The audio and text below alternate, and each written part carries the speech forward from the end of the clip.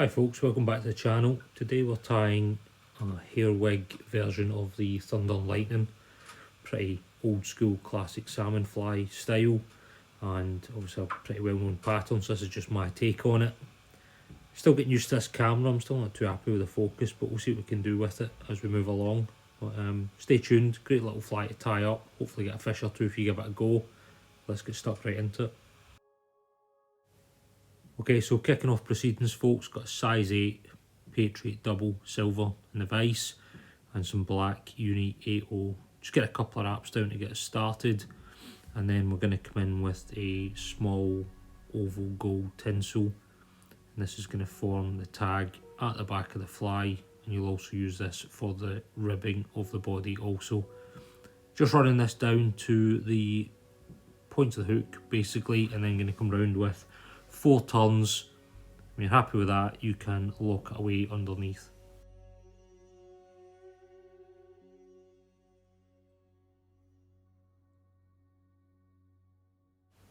Okay, up next for the tail on the fly, we're using golden pheasant crest. I've got 2 feathers here from the crest, and just setting these one on top of each other and look to catch these on. Just pick your length, just measuring it up here. Don't want this too long. And advice is to hold the tail end where you want it and then bring your thread round. Just check where it is and continue to hold it in place. These feathers do not behave ever, so just wind forward, holding the tail in place, and if you've got a bit of luck, it'll be where you want it to be when it's all said and done. You don't want too much bulk at the eye or the eye side, so chop it away maybe about 3/4 of the way up, and then you can start to come back down. Okay, for the tag we're going to use a golden yellow floss, so I've just stopped a couple of mil short of the back end of the fly and winding up to that point, so I get a nice neat finish up against the tag. Then when you're happy with that, you can bring your thread back down a couple of turns, chop away your excess, and then bring your floss around to make your tag. Looking for roughly 3 turns of the floss, nice overlapping flat turns, give yourself a nice neat finish.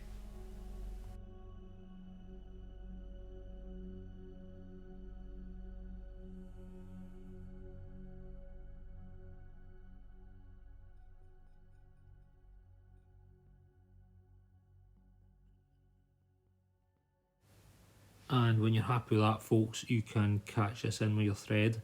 I'm actually going to catch this in and wind this up quite a bit of the way up the body, just based on the fact that we're using floss to form the body. We want this to stay nice and balanced throughout, so no big lumps and bumps.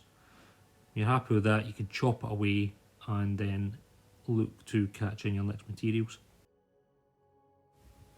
Okay, up next, coming back in with the small oval tinsel, offering this up to the underside of the hook and then running this down to about, I'm going to say 2 to 3 mil before it hits the tag, and then you're going to catch on your black floss, which is going to form the body.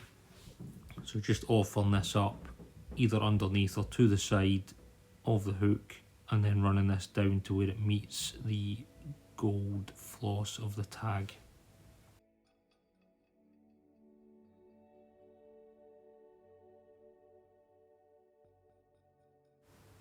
Okay folks, at this point I've brought my thread to the front of the fly, and I'm just going to come round with my black floss. Nice flat turns, nicely up against the tag at the back, and just cover the body as you come forward. Just keep it nice and flat, nice and even, no lumps and bumps hopefully, and you're good to go. And once you've caught your floss in at the front and cut away any excess, you can bring your rib up the fly. Totally up to you how many turns you want, wide, narrow. I've just kept this pretty natural and just let it turn round. 5 or 6 turns probably recommended, just try and keep them nice and balanced in their spacing.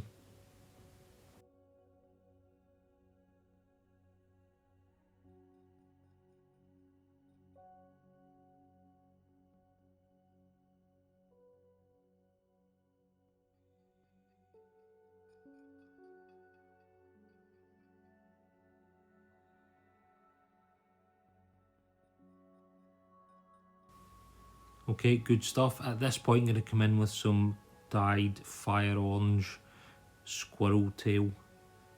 Measured this up, want it just past the yellow tail at the back, and this is going to form basically the underwing on the fly. So just catching this on, flattening it, and then I'm just going to add a little bit of super glue on to lock this nicely into place, and then get some turns over the top of the super glue.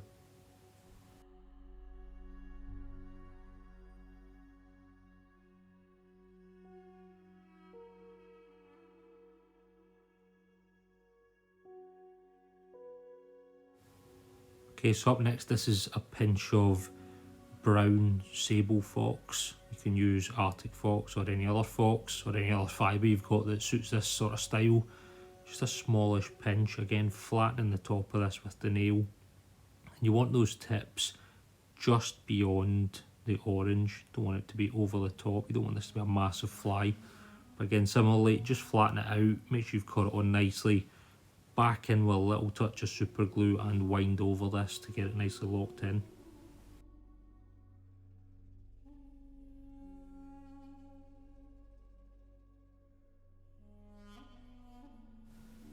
Okay, so at this stage, coming in with the first of two throat materials. This is Chinese cock hackle, some rather large cock hackle that I've pulled away from the stem, and just offering this up underneath with a pinching loop. Just a couple of turns, make sure you're happy where it's sitting. I've kept this quite long, suits the style of the fly, it's totally up to yourself. You can move it around as I'm doing here, adjust to have it sitting where you want it. Don't need too much of this, but certainly enough that you can see the orange. And when you're happy with this, come in nice and tight and chop this away.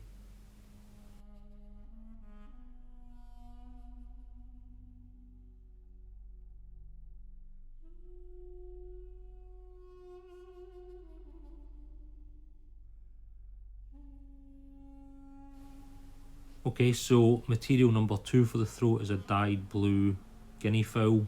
How I've approached this is stripped a feather but left the tip end the length that I want it, and then I'm just going to catch this in so it's all nice and uniform and tight.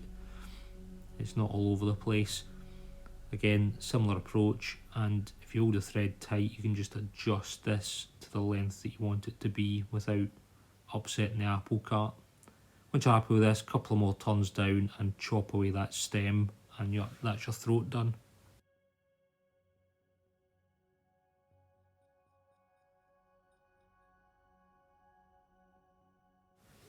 Get some wax on the thread and tidy up that head just so that it's nice and even. And then the last thing we're adding in are 2 reasonably sized jungle cock eyes. Again, choose your positioning, just keeping this up slightly into the wing. Just keep it on each side, nice and balanced, and then you can fold back the waist ends for extra security when you're happy with your positioning.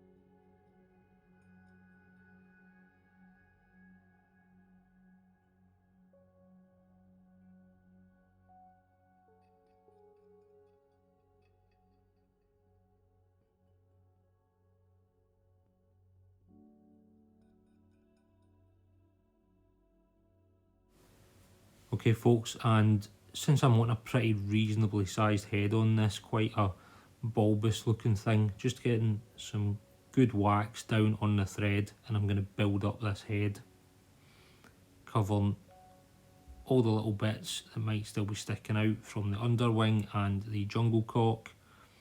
Just take your time, build this up to the shape you want it to be, and when you're done with that, you can whip finish off, varnish, super glue, UV resin, whatever you want. Probably get a couple of coats on this before it's ready to hit the water.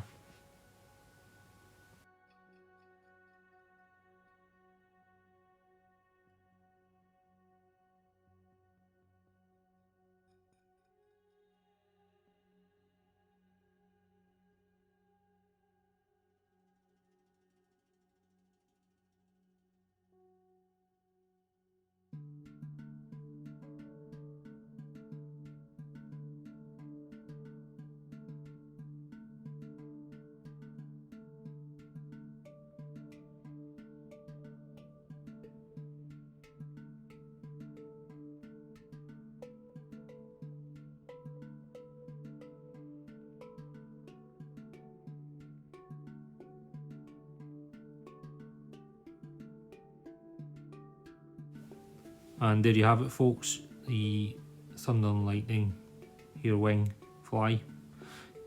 Nice little fly, quite happy with it. Tied up a few of these, probably give them a go at some point.